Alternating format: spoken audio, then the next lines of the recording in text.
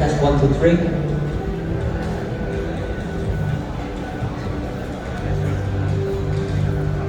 Would you be able to live without breathing? I'm sure most of you said no, right? Of course, in just mere minutes, you would die.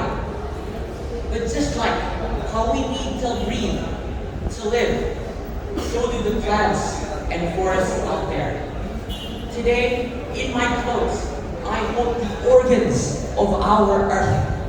We need to live with these leaves.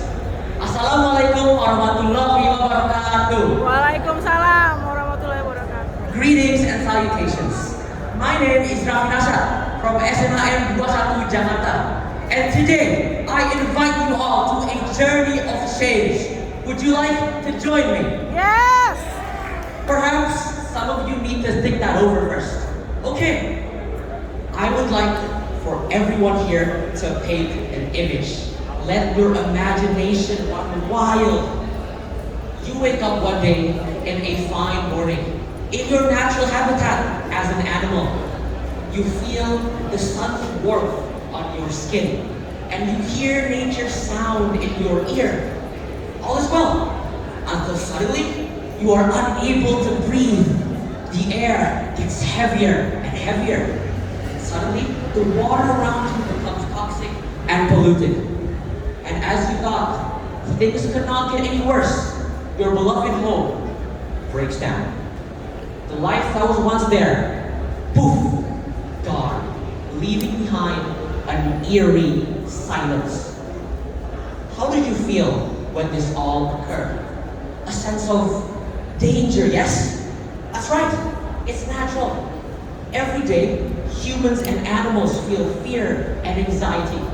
And this brings us to the heart of our problem. Illegal logging. It is important in the context of the triple planetary crisis, where pollution rises, global warming ensues, and life diminishes.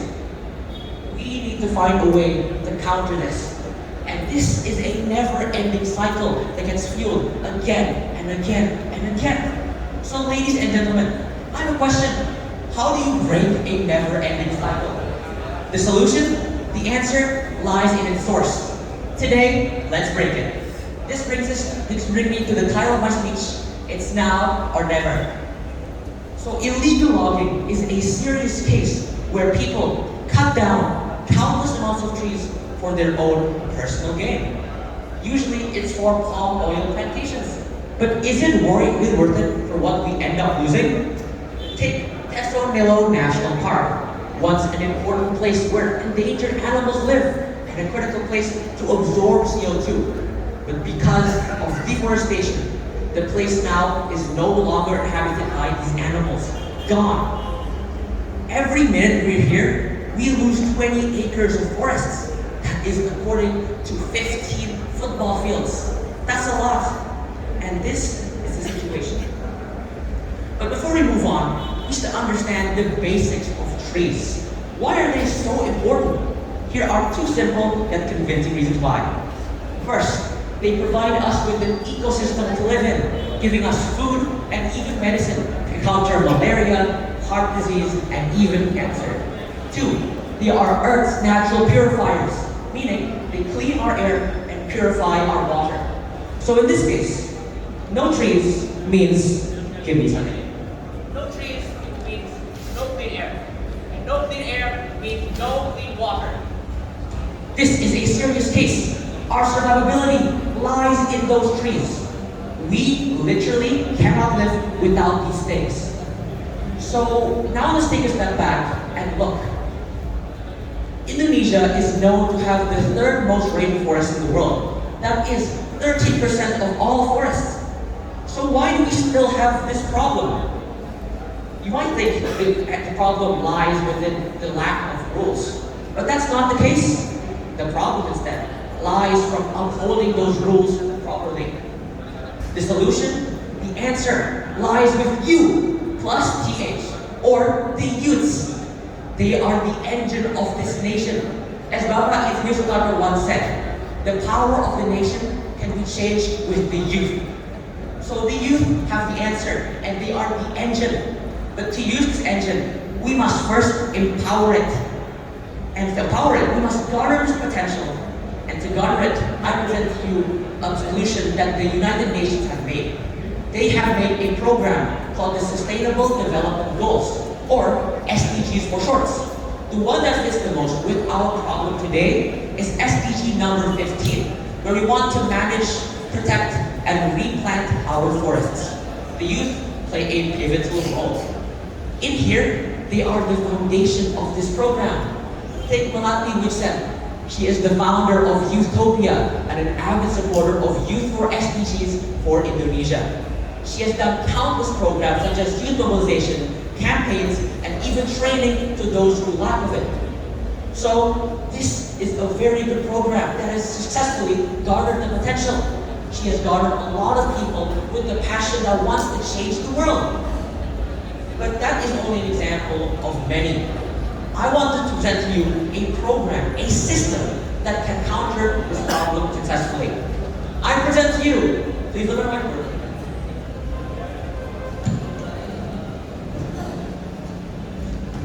Early warning system satellites.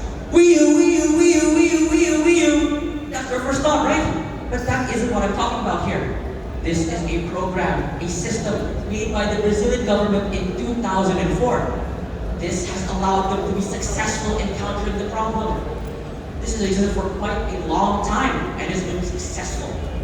So this program, but how does it work exactly, you might ask, right? How does this work? Foot controls nowadays are slow, ineffective, and just downright inefficient. This allows us to counter that. First, the satellite captures the image at no cost.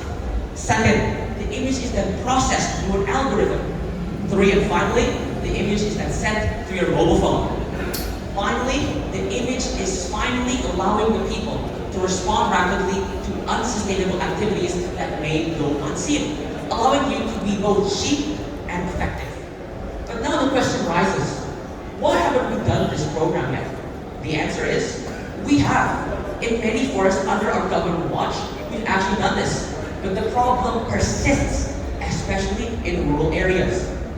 So the solution on how we can help lies with our brothers in South America, Brazil, and ourselves in Indonesia. While we have different cultures, we have the same problem, which is illegal logging. But unlike us, Brazil has done this program successfully. What they did were these 3 things: advocacy, training, and spread knowledge. Does this sound familiar? Yes, right. The youth, once again, U plus TH, plays a role in this. If we empower them, by empowering them, this would allow them to collaborate with college organizations, allowing them to spread the word and train those who lack of it, like Rafi Rashad. So if Brazil can do it, why can't we? This is a program that empowers the youth by garnering the potential with EWSS and the UN, and using this example. I briefly mentioned about a never-ending cycle of negativity and destruction. But by utilizing all of this, all these 3 things, we can make a never-ending cycle of positivity and life. To end things off, I would like for you to look at this. This is a flashlight. To many, it's some boring old flashlight. But a single light can pierce through the darkness.